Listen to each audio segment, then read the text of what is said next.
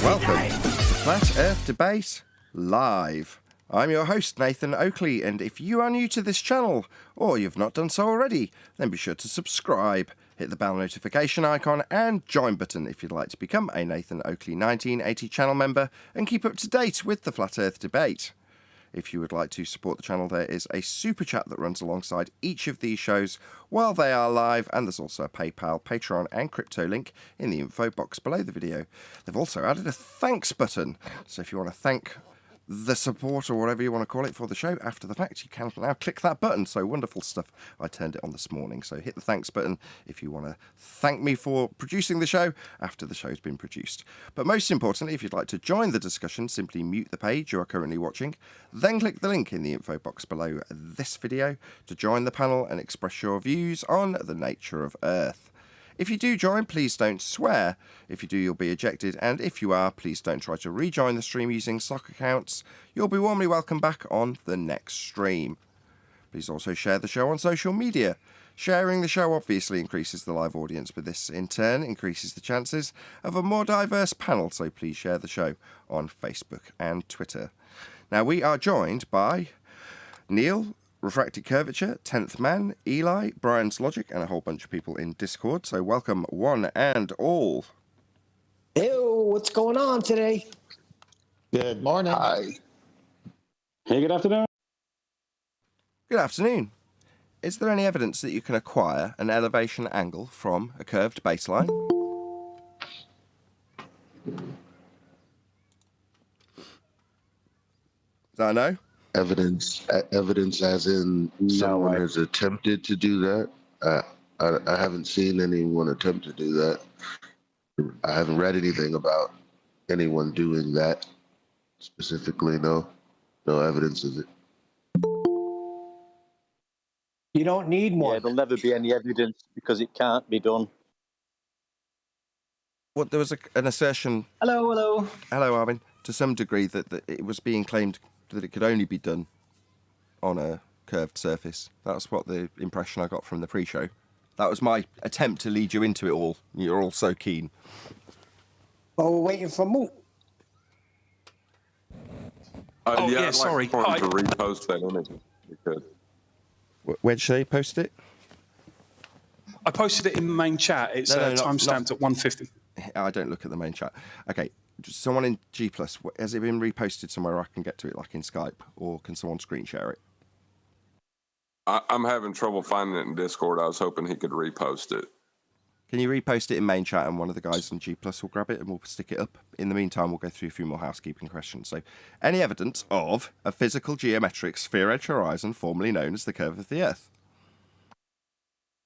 Well, I can see it in the CGI, and it's not CGI, but I can see it in the special effects in the Blake 7 series. Have you ever watched that? They use physical props for their planets and all that. It's really amazing. Is this it, Got Eli? it, Nathan. Okay. Yeah. This is quite a good diagram. I'm going to have this. It's great. I love it. So, when I said on a previous show that they literally take your angle measurement off a flat plane and then stick a protractor on your position, that is quite literally what they've done in this diagram. So the angle is coming from the center. That's where you're actually taking the angle from. That's why it's drawn to the center. And how handy that they've drawn a nice protractor. I'll have to save this image. I'm going to use this a lot. This is great. This shows you how they've hijacked an angle measurement and turned the protractor, the tool that you used, into a globe. That's what this diagram does. This is absolutely epic. Moop, what is your name again? Moop. Thank you very much for passing this on. I love it. My pleasure. So this is how they say that it works with Polaris. Just to answer your question, rather than elating on this nice diagram I'll be using a lot, none of them work. If you look, every single point that they've got on this globe hasn't got an angle measured from it. It's got a straight line drawn out along it. Now, they call those tangent planes. But in essence, every single man shows how they can't get an angle measurement off the curved ground they think is the globe, actually a protractor. You know what I mean? They're showing you how it can't be done with every line at the feet of the men that they've got on this diagram. That's what I was going to say. There's a bunch of tangent points there. None of these angles are coming from the curve, Moop.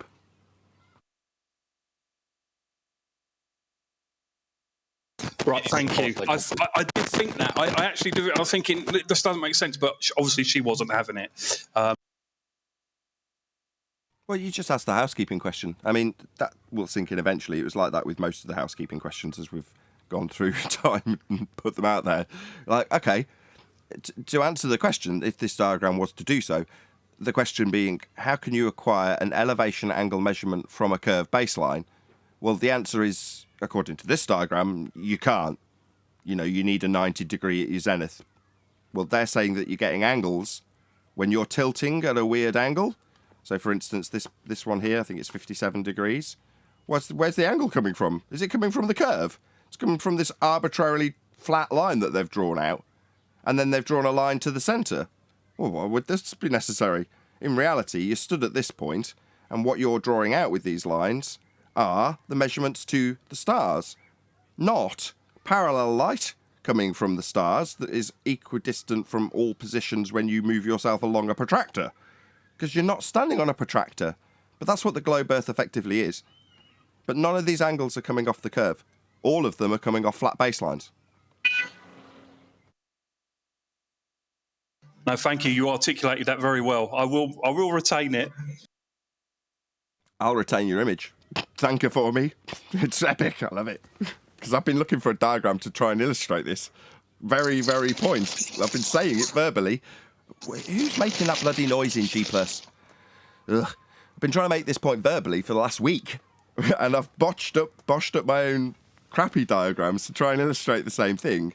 And normally, verbally, you're sort of contrasting a diagram that's similar to this to try and make the point that they've just taken the flat plane and turned the protractor into the surface of the sphere. This literally shows it without even having to say it. It's great. Yeah, but they're forgetting that on the celestial navigation, using the sextant, you cannot use more than 90 degrees. There is no 91, there is no 180, there is no 360. This is all false dichotomy they're offering. It's all nonsense because none of the points that you're standing on make sense in physical terms. You've got one guy 90 degree to another guy. Well, that's complete horseshit. Nonsense. And even if you are to assert that, when he comes to getting an angle, he's saying this is 0 degrees to the parallel light. Really? 0 degrees to what? The curve? Oh no, that's not being used. Drawing out a tangent plane. But in reality, why is the line being drawn to the centre from all of the men? Well, because what actually needs to be done is an acquisition of this angle to the centre of a presupposed spherical Earth. That's what they're saying, and they're justifying it with the parallel light rays, not the other way around. But what is centre of a presupposed spherical Earth? Well, it's actually a flat plane with a sky above it. And then the angle that you see things represents the angle that you would see in this protractor. Now, if you're standing on the surface, a flat plane, and you draw out an angle to a star in the sky, that's what you end up with. It doesn't mean that your position is then projected up so you're stood on top of the protractor, but that's what they do to transpose a flat Earth into a globe. They turn the tool you've measured the flat plane with into the surface you're standing on. They need to take that center line and bring it up to the top. That's what they need to do. Yeah, well, for the guy at 90 degrees, that's exactly what they will do. They'll take this tangent plane and transpose it down to the centre of a presupposed spherical Earth. Now, while they haven't joined the lines together, that is the justification for saying all light comes in parallel, including the sun. Well, you've only got to look at the damn thing to know that's not the case. But when you draw it in an orthographic Muppet view representation like they do, to then transpose it down to a different orthographic Muppet view representation, which is the celestial sphere, this is how it's done. But you never, at any stage, have an imaginary line drawn out from your position off a curve that you're not standing on. Nor is it required if you're doing celestial navigation. You'll start at this point and just measure an angle out to a star along a flat baseline. That's how it's done. And the tool that you use is a glorified protractor. Just to answer Neil's statement, they are doing that. the center is the top. Yep. Well, the justification for the parallel light rays is to say that the angle on the surface matches the angle in the center, but you're not getting the angle from the surface if it's curved. So that's Exactly. That's a non sequitur argument.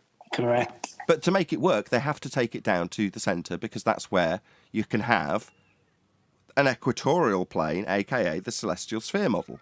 Another Muppet view of your world that you're not standing on, but a way to represent a perspective view of the stars off a flat plane when you measure an angle. So therefore, the only way to start that process is to measure an angle off a flat plane. It's the only way it can be done. Hence, when they say, well, we'll start from the transposition up to the top of the tool, in this case protractor, and get our angle from there. Well, no, you can't. That's why you're having to draw out all these flat lines along it. Can I just say something here regarding this picture that you showed here? We see these light rays coming down parallel.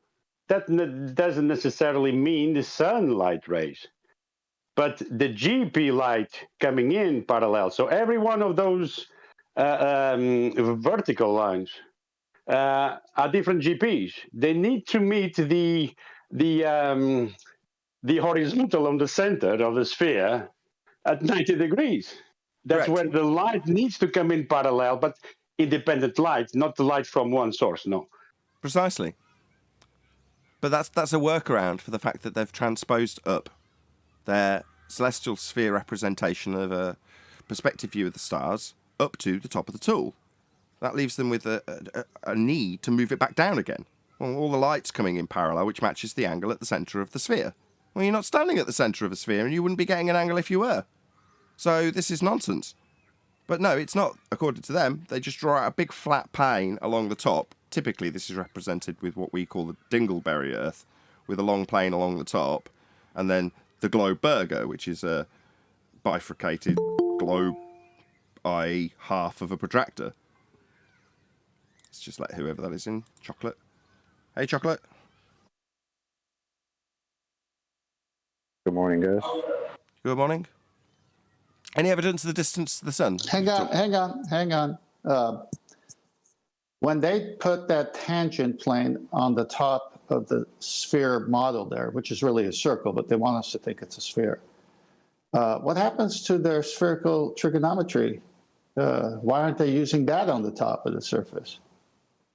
Well, the only reason they're doing it at all is to get it back to being a flat plane so they can use the angles.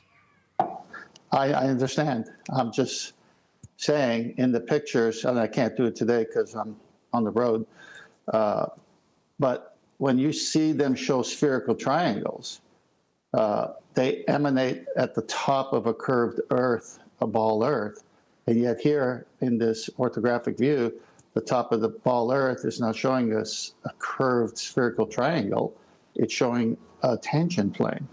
All right, is this, according to the person that presented this to you, Moop, was this claiming to be a representation of angle measurements to Polaris?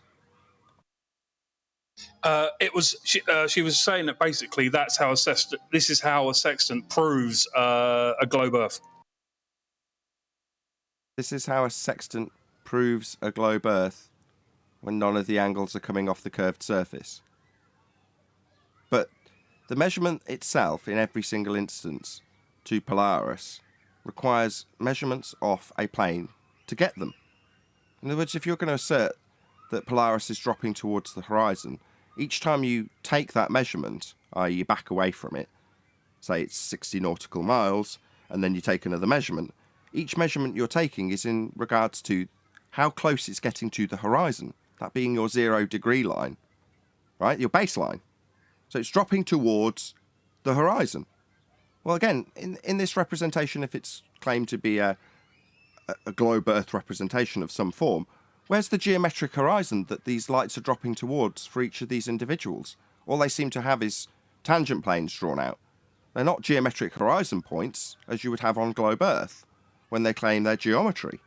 Those seem to be absent.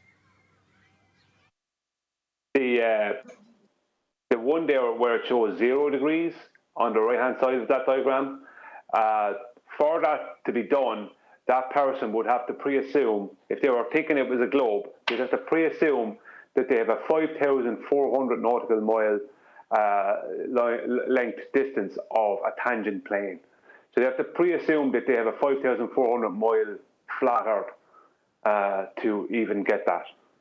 Sure, but at 0 degrees, that's Nautical if that puts that star for this position in globe Earth rhetoric at the horizon, correct? For the guy at 90 degrees on the side, hanging off the side of a protractor, right? That puts the Polaris position on the horizon, doesn't it? Yeah. Yeah. Does this line at 0 degrees represent a geometric globe Earth horizon or not? I'll answer, no, it does not. This is not a globe Earth horizon. This is a straight line sat on top of a sphere, tangent to the point that the person's standing on, as opposed to tangent to their line of view, which would put the geometric horizon down here somewhere, with a straight line to it on no Atmo day. Why isn't that in this diagram? We're talking about where Polaris sits in relation to the horizon, yet according to this diagram, this globe Earth believer has got a guy stood on the side of a globe Earth, actually a protractor, with a straight flat line to Polaris. Okay, so that's the horizon then. So this horizon for this guy on a protractor isn't a globe Earth horizon either. It's at 90 degrees to his position. It's flat to his position. So Polaris meets the horizon. Now that's sod all to do with the globe Earth horizon. It's resoundingly absent from this diagram. This is a complete cluster screw if you want to claim that this is somehow a globe Earth win. You've got to be kidding. What this is a hijack of a phenomenon. The phenomenon is that we observe the apparent angular drop of celestial bodies towards the horizon. And that's all it is. All it is a hijacking of that. So somebody standing at the equator will see Polaris at kind of more or less 0 degrees. And that's the phenomenon. That requires, to take an angle of any kind, requires a flat baseline.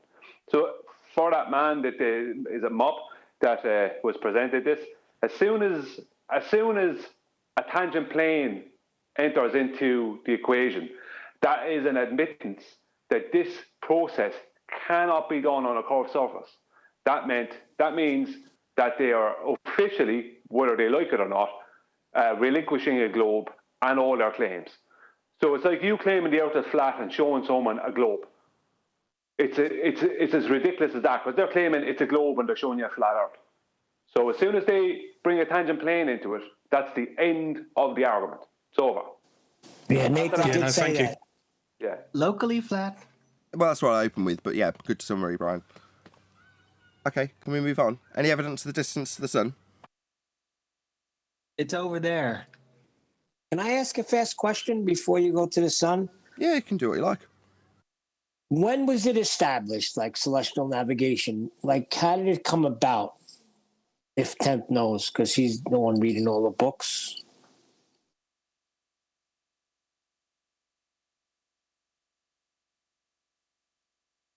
No, clearly not. I don't think he's around. He's either not around or he doesn't know he's not on mute and he's talking right now. He's now going, oh, I've got to find the mute button. Bloody hell, I was halfway through my explanation. We'll come back to it, Neil, because Tent's not obviously answering you. In the meantime, it's over there. It is. Looking good from where I'm sat. But is there any evidence of the distance? Nope. There's only You're going to need a angles flat of plane observation. to measure the NAR, and then you need to assume some other things in order to get to a conclusion. It doesn't get you to a conclusion. What? It gets you to a violation of the celestial sphere model. Right. All we got is angles. We don't got actual distances. And to even attempt to really find an actual position is quite elusive so far. It only seems to be calculated thus far, based on presuppositions. But what is it? I don't know. They have behaviour beyond any physical entity that I'm aware of. So to start assuming that they have sort of physical attributes ascribable to them in terms of what they do, in terms of their speed or their motion with respect to their Coriolis deviation as we spin beneath, all that nonsense. I can't ascribe anything to it. I don't know what they are. And it brings a wry smile to my face when I sing to my kid at night, "Twinkle, twinkle, little star, how I wonder what you are." Now, for the majority of kids who go to public school, they're immediately indoctrinated into the idea of it being in a heliocentric motion, but there we go. Well, if you look at the diagram that was posted earlier, they have straight lines coming straight down to meet the globe Earth. And all these straight lines are supposed to be from Polaris, right? Now, they do the same thing with the sun. And the reason they do is because it's pre-assumed that Polaris and the sun are much huger spheres than the globe Earth. And that obviously then they have a much huger diameter. So all light comes in from these luminaries parallel, that's their claim. But they don't even have a two-way speed of light measurement. And they certainly don't have a one-way speed of light measurement. So they have absolutely, besides the fact that they don't have an hour measurement, they only have a flat Earth calculation, backworking, a flat Earth backworking, back engineering. They don't have anything to support anything they ever say, ever. That's that. There is no support for any globe, anything. There never was and never will be. Brian, is there any evidence for a super GP of the sun? Yeah, super GP. That's another. But that's just another layer of the onion, isn't it? The onion of nonsense. How could you have a GP with all the lights, all the rays are parallel? You could never have you'll never have a hotspot. You'll never have a GP position. It's impossible. Everywhere is always a GP. Isn't that right? Pretty much. Yep. Okay, I picked something up. Can I read it, Nathan, real quick? I'll take that as a yes.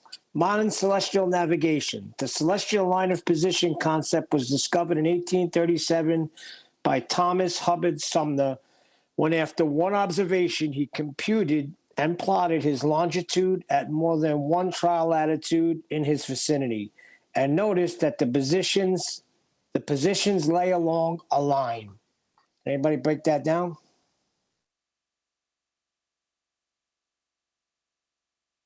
Is this supposed to be the origins of celestial navigation? I don't know about the origins. It's from 1837. Yeah, well, the thought mile earlier than that. from Egypt, the thought mile from Egypt is 0.5, is exactly 0.5 of a nautical mile. So definitely before that time, somebody knew something. Nathan, Well, I got 2 slides for you. It has to be on the previous subject.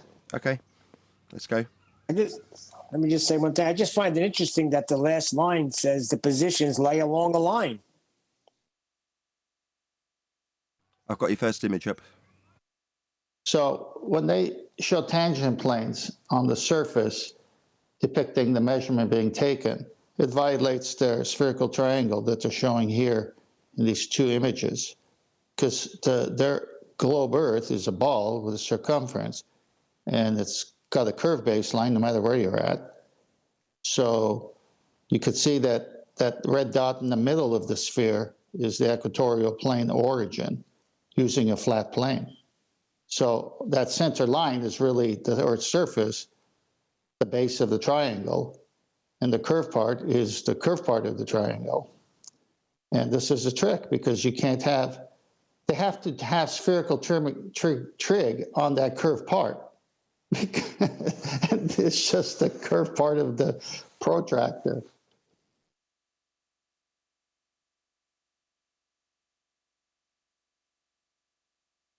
Did you want the second image? Yeah, you can see it. So on the second image, it shows 3,000 nautical miles of a circle of equal altitude, which must have a straight radius, or you can't have a circle of equal altitude. And there's a subpoint of the star in question. And here they got on a curved surface, which is impossible. Perfect. To Neil's question, people were using the sky for navigation. You can go thousands of years before Christ because they would use their hand, their fingers, their arms, the strings with knots in it to designate degrees that they thought above the horizon. And I think the earliest ones were the Polynesians. So what's your earliest citable reference? Well, just do a little search. I think it's going to be the Polynesians. It's probably going to be a couple of thousand years BC, at least. Whenever I hear something of that sort of length, what sort of primary source information have you got from a couple of thousand years ago? But what I'm saying is they didn't have a sextant at that time. They would be using, like when you use your hands, and a fist is so many degrees and wide open is 25 degrees. Okay. Let me focus Neil's question then. When was the first time that people went out with whatever could be called an equivalent of an almanac and a sextant, or a tool like a sextant, or a protractor, or just some way of measuring an angle to reference the almanac? Well, it would have to be the astrolabe and what came before the astrolabe, so we'd have to do a little research on that. I think it's always been around the ephemeris, hasn't it? There's not a point where it appears. There's stuff, like you say, before the sextant, but they're still using that same information as Tenth just said, an astrolabe. Brian hit on the best proof, which is the Toth miles. If you look at the units, if they are actually different words but the same distances and derived astrologically, that's a great example of how long it's been used. The Arabs had the Kamal, so you can look up the Kamal, Kamal, or I think Kamal, yeah.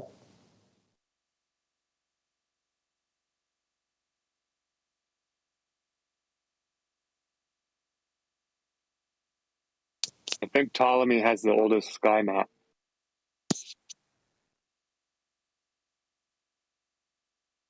I doubt it. I'd say that's definitely deeper before Ptolemy.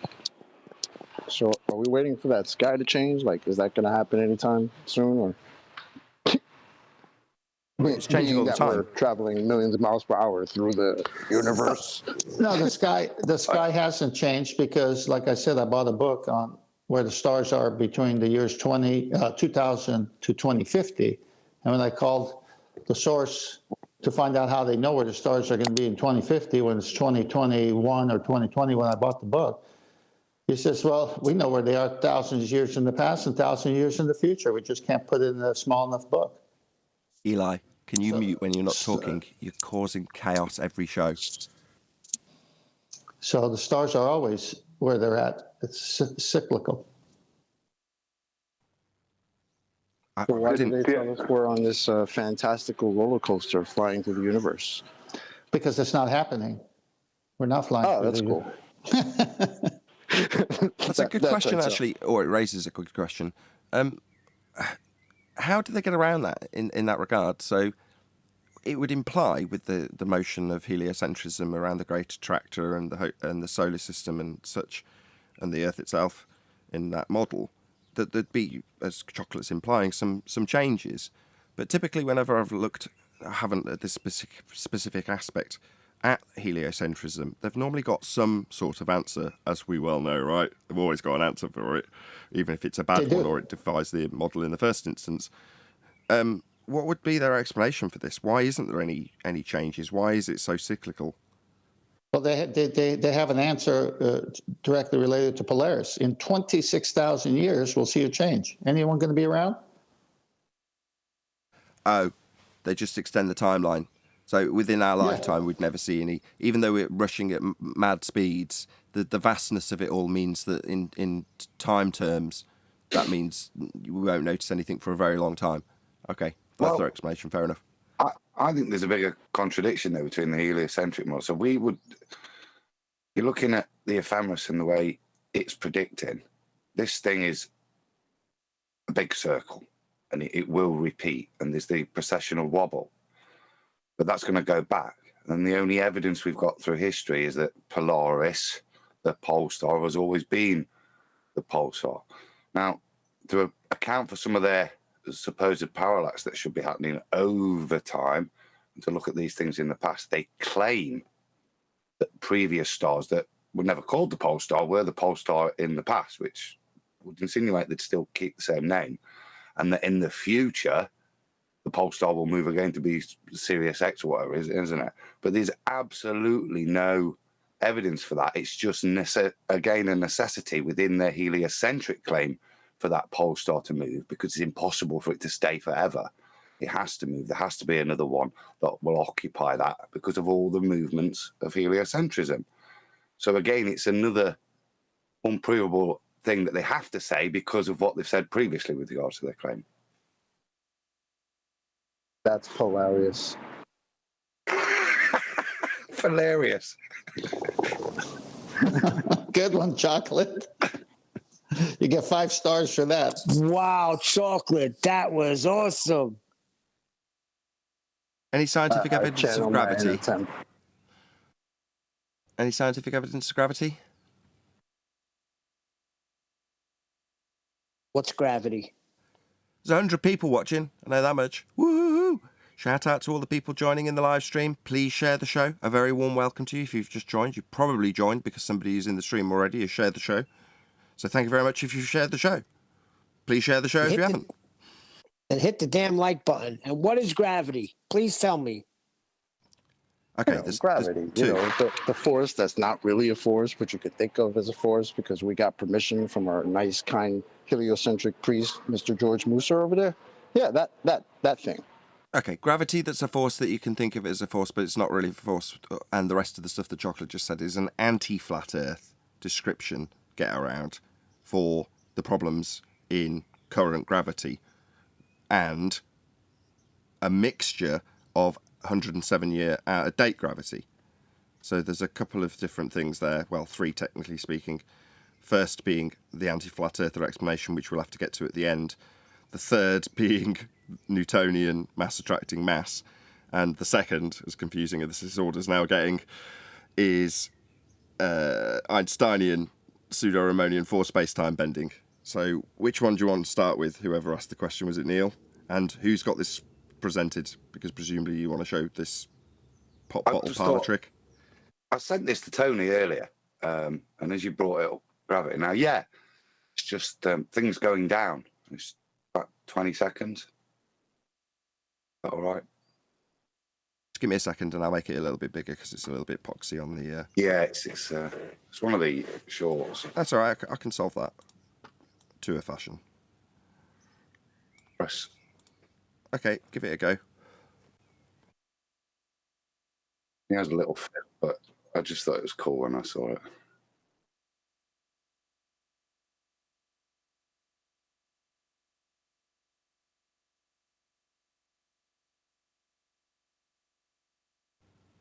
Okay, is that it? Yep, just things falling down. Okay. Because... Well, where is this force at play here? All I see is density and buoyancy and how powerful an effect it is. Look at that.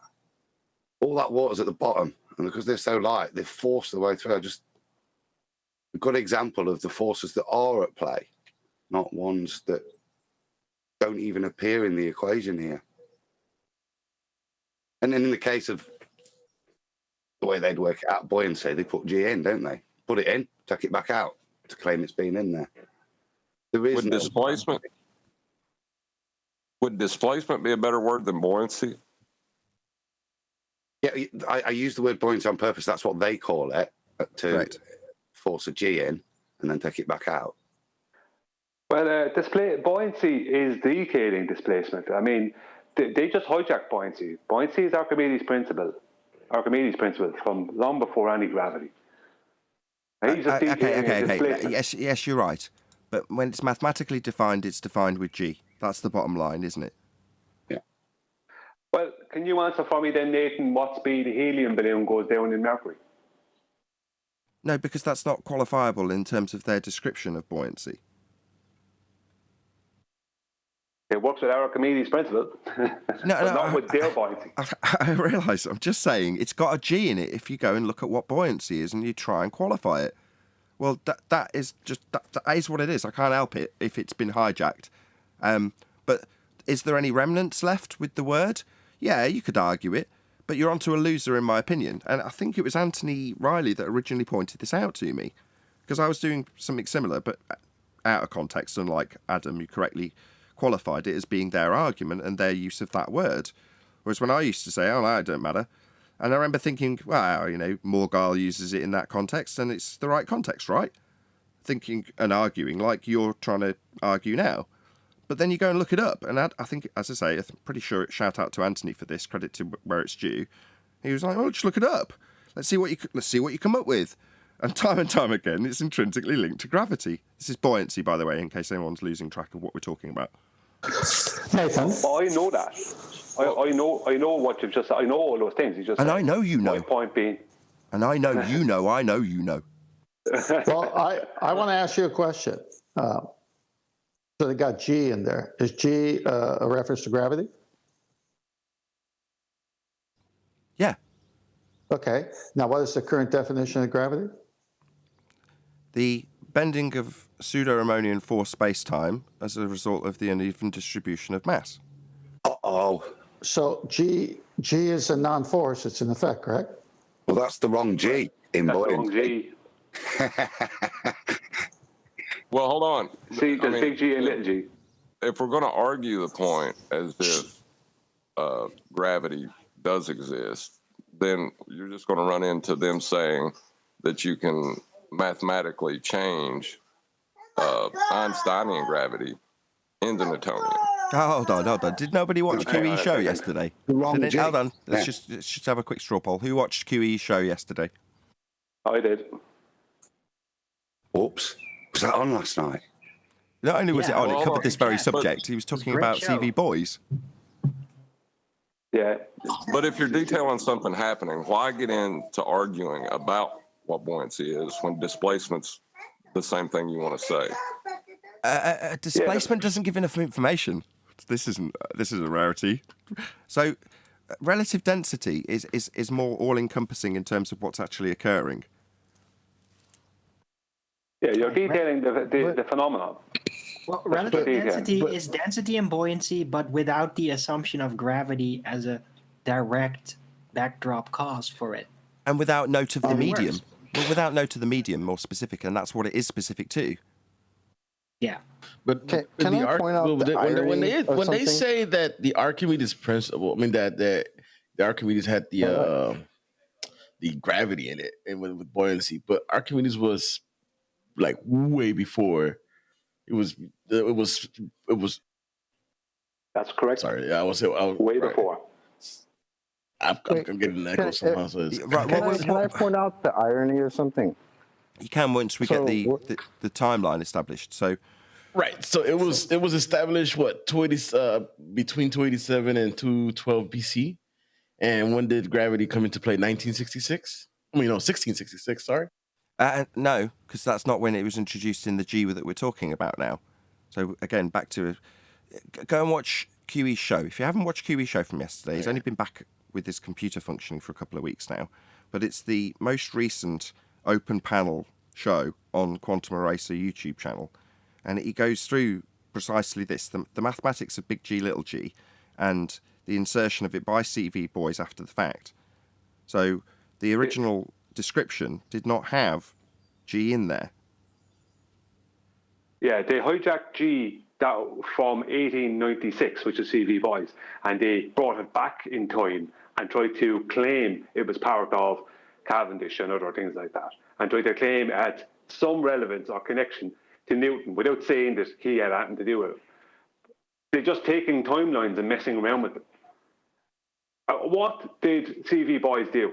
He calculated an apparent drop rate of objects pre-assumed to be in a vacuum. Okay. That's what he did. Okay, just for the audience's benefit. It's an acceleration, not Sorry. not a I force. just want to clarify for the audience what we're now talking about, because there's several gravities that have been talked about, and I want the audience to keep track. So this is falsely called Newtonian gravity. That's what Brian's currently detailing. Please don't lose track of where you are, Brian, because I want you to continue. But what we're trying to get across is this is falsely ascribed to Newton, and actually CV boys, Reverend John Michel, and, as Brian's probably going to go into now, Cavendish gravity. That's what we're currently detailing in actual fact. Carry on, Brian. I'm sorry to cut you off. I just want to keep everyone on track. I linked up no, a Huey live show in the chat for anybody who wants to know. Thank you, Arwin. Brilliant. No, Nathan, you do that whenever you need to do it, because I tend to be a bit vague sometimes. No, what they did is they tried to claim that Cavendish somehow measured G and also M, and anyone who actually goes and reads his papers will see, and we have citation from someone who's an accredited person from a university, a man called Lawrence Hodges, who states, no, Cavendish never did this. It was claimed that he did. He never did this. The G that he was supposed to have calculated or measured within what he did back in, I can't remember the date, but when Cavendish did what he did, but it was the late 1700s. But that didn't happen until 1896. A man called Charles Vernon Boys, he calculated an acceleration of objects within a pre-assumed vacuum. His 9.8 M2 is a calculation of a drop rate and acceleration. So he just calculates and details an acceleration. That's all he does. He's not, like, I mean, there is no, that calculation, I think that calculation is, I'm not sure if that, I'm not going to, I was going to say something there, but I'm not sure of it. Wasn't this what Adam detailed earlier, inserting it to then take it out again? Well, I'm just trying to think about how it worked. I'm trying to think. See, acceleration, the detailing of an acceleration it's not detailing a force, it's not measuring a force. He calculated an acceleration, nothing to do with a force. Just on Archimedes, Brian, in terms of that, just to show you, it's here, look, this is Archimedes. Apparently, Merce weight equals weight minus weight of displaced fluid, which is fine in Archimedes' time, 212 BC, because weight means it's gravitas, not what's going to happen down here when we go to this. Buoyancy force equals weight, where weight is defined as m times g, minus weight, where weight is defined as m times g, yeah, to create a buoyancy force described in newtons. So what they do, they've just expressed it in Newtonian mechanics as opposed to how it was initially described by Archimedes. Why is displacement not good enough? I don't understand that. Because it doesn't detail the medium. I thought. Yeah, but hold on. That's covered in density, wouldn't it? It doesn't include G. You have to find a way of expressing it and including. No, you're talking at cross purposes now. That's not what John's asking. Sorry, Adam. You're saying what's wrong with just saying displacement, right? Just us, just saying density and displacement, because you have to say density and buoyancy, not just say density and displacement, because density covers the medium, doesn't it?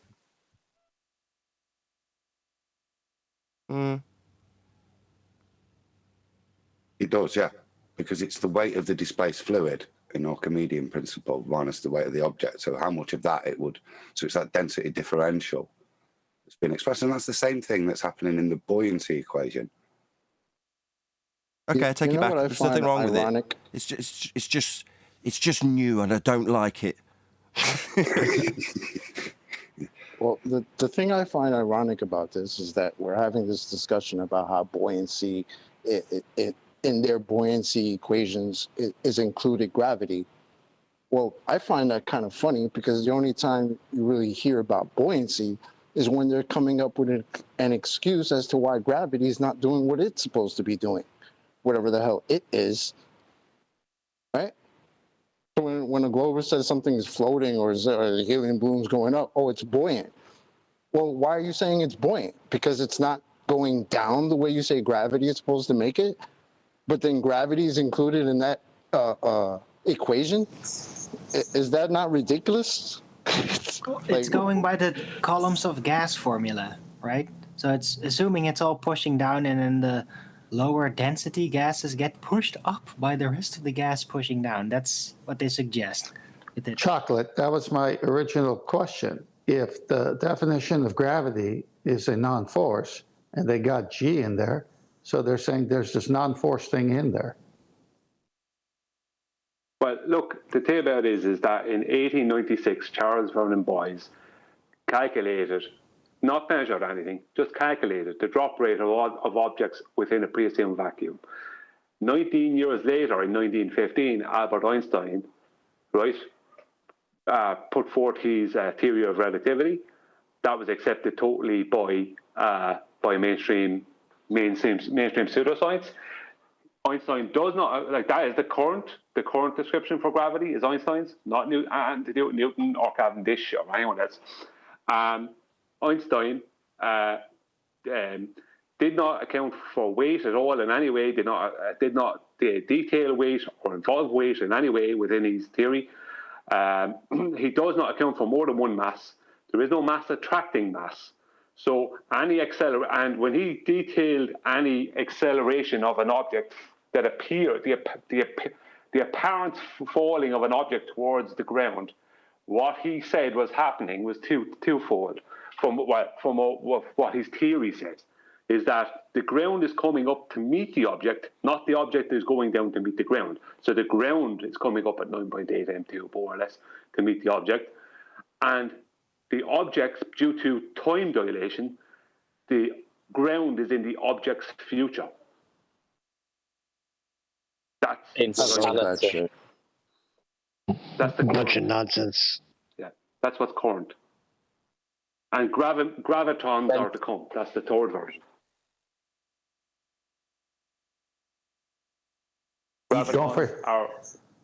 Okay, three Don't people. Don't forget, how did it know to be food? Throw that in there. Who is it that was trying to get a word in from Discord? Go ahead, whoever that was. Or don't. I'll just repeat the question that we asked right at the beginning, just because that tends to get lost in the weeds. Any scientific evidence of gravity? No. I'll be a no. Negative.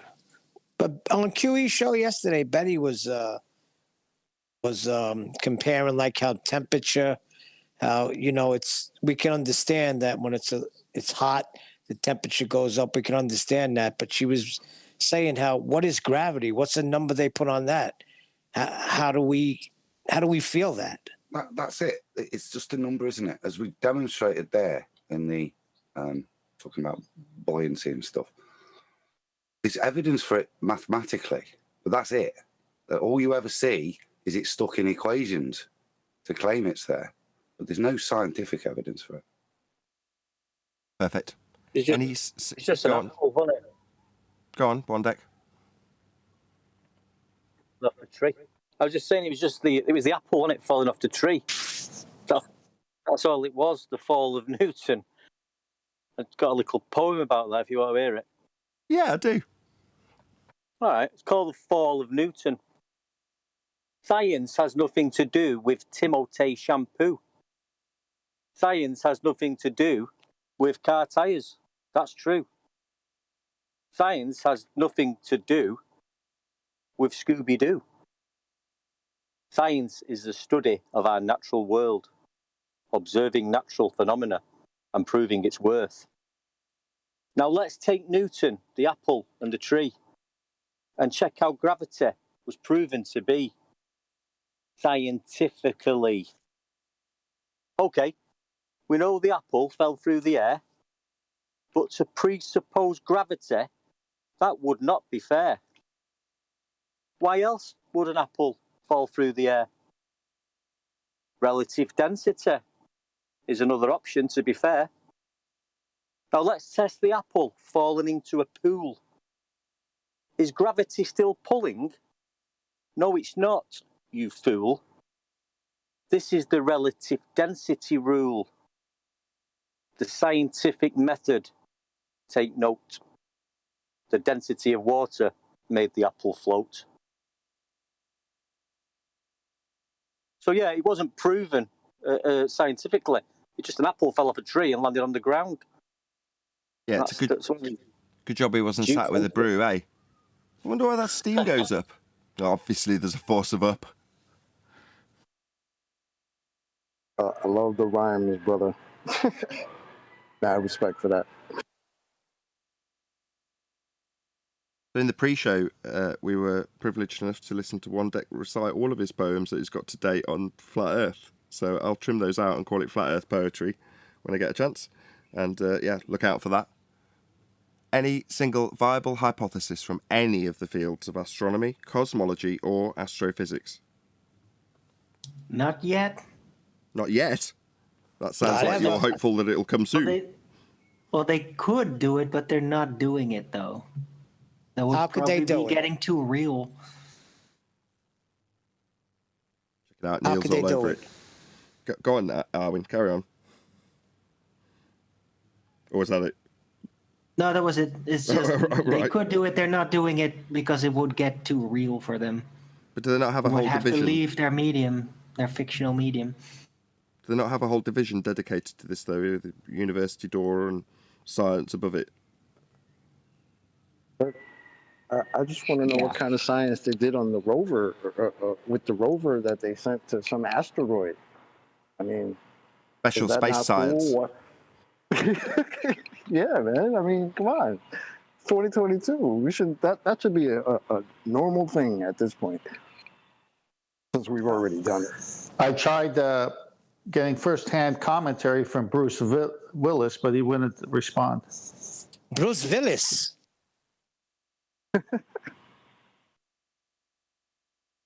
Did anybody get that? Straight over my head, that.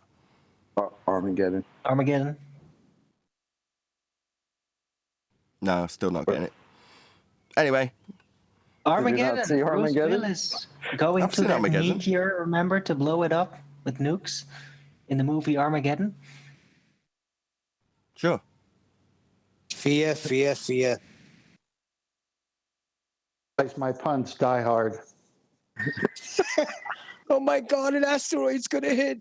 It's coming so close. Any evidence of a self-perpetuating molten iron core at the centre of a presupposed spherical Earth? When the asteroid hits, the molten iron core is going to blow up. No, there's no evidence for the molten iron core. There's models, but new models are coming out continually about the cores of other planets and the moon and the sun. Cores of other planets. Nice. How far did we get down on into our own quote-unquote planet? How far was that? Was it 8 miles? Yeah, 12K.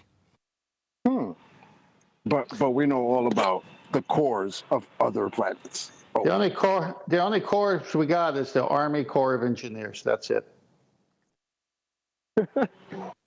Oh, it could core a apple.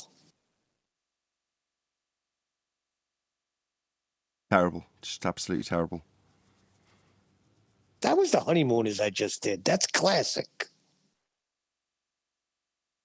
Any evidence of the R value, Earth radius? Well, they'll require a flat plane for that. It would also require a geometric horizon that we wouldn't expect to see. So there you go. There's been a few people missing the point in comments in asserting semi-Coriolis-based claims in terms of the rotation they assume the Earth is undertaking to cause the not actual deflection of the stars, and then talking about the angle rate, or the angular rate, 15 degrees an hour. You're like, you still require a flat Earth for that. You do realise that, right? You're talking about angles again? But they don't seem to get it yet. I mean, it really is taking quite a long time for it to sink in. I mean, obviously, I laugh and welcome them to flat Earth and all, and explain how they're going to need a flat Earth for that.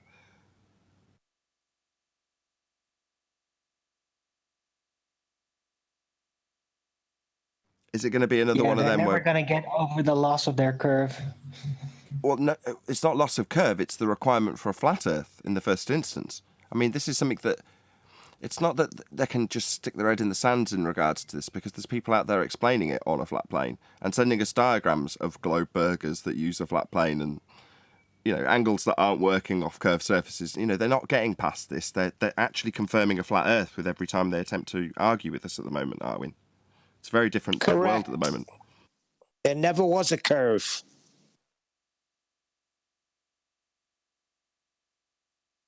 That's why they never got over it. Get it? Over the curve? They never really got over the curve.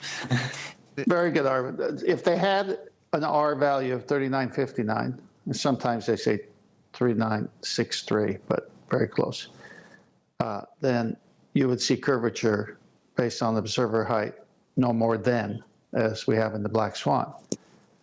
since we don't see curvature where it's supposed to be, the horizon is supposed to be Earth curve, and it moves, and we see it behind objects 10, 20, 30 miles, and it's behind that, it can't be an R that's real.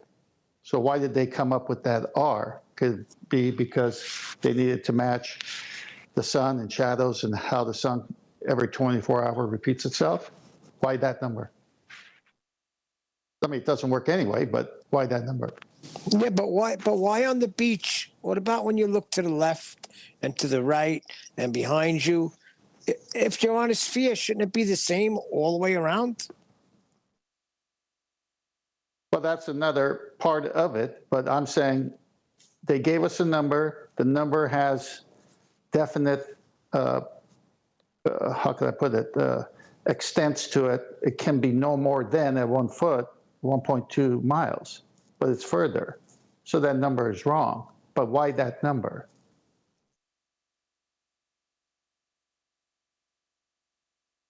Didn't someone say that was to do with the way our site works? Did you say that on the show the other week, guys, or something like that? It was interesting.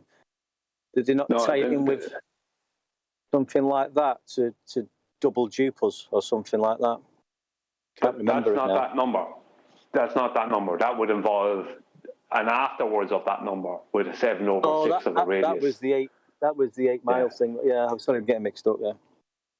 Yeah, because the 1.22 miles geometric horizon from a 1 foot observation height, that comes from flat Earth elevation angles to Polaris, because that's what it has to be for their globe to be a particular size, and it has to be that particular size for it to match what we see in the heavens.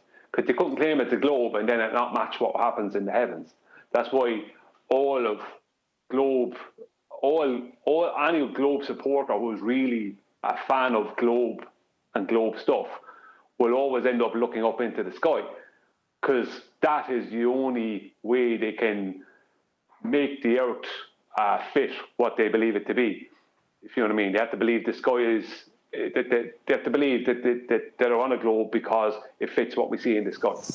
Now, on that, Brian, sun, 15 degrees an hour, 24 of those, that's related somehow, is what I'm saying. Well, yeah, because they have to fit what they see. Like the globe has to fit the sky. So it's all related, because the globe has to fit the sky. So the sun, the stars, the moon, everything has to fit the globe. So they work the globe, they back engineer the globe basically from angles to the sky. Okay, let's move on. So now a circle, a two-dimensional object, say a disk. Sun, 24 hours, repeats itself. That's 24 hours, 15 degrees, perfect. Repeats itself on the flat plane. The sexagesimal Babylonian system of 360. Yeah. It's awesome when you think about it. It's sideways. Well, yeah, I mean, the globe has to fit what we see in the sky. It has to fit that. And it does, because they took flat Earth elevation angles to Polaris. That was the beginning of their globe. Perfect. With that, I'm going to say, if you are watching this on either Nathan Oakley 1980 or Nathan Oakley premiering streams, then stay tuned, as there will be an after show to follow. Unfortunately, if you are watching this live, this is where we bid you farewell. So, a huge, massive, enormous thank you to all of you who smashed the super chat, liked, commented, shared, subscribed, joined as a Nathan Oakley 1980 channel member, smashed the thanks button, and all that good stuff. Another massive thank you to today's Discord and G+ panels for making today's live show possible. Once again, stay tuned if you're watching on either premiering stream. I've been Nathan Oakley, and I will see you all in the next video.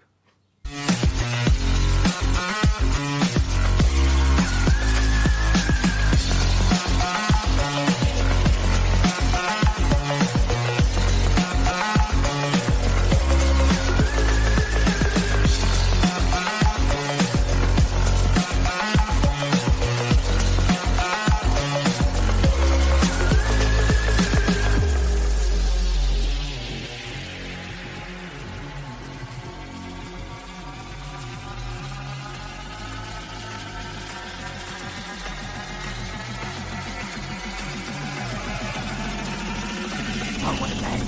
What a lovely day!